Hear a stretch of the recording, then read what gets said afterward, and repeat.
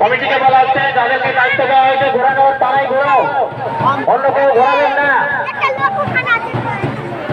কমিটিকে বলা হচ্ছে যাকে দায়িত্ব দেওয়া হয়েছে ঘোরানোর সেই ঘোরান।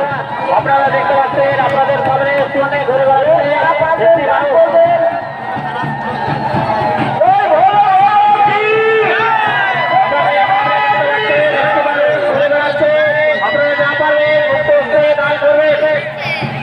आज रात कई घटिकाय एक रात्रि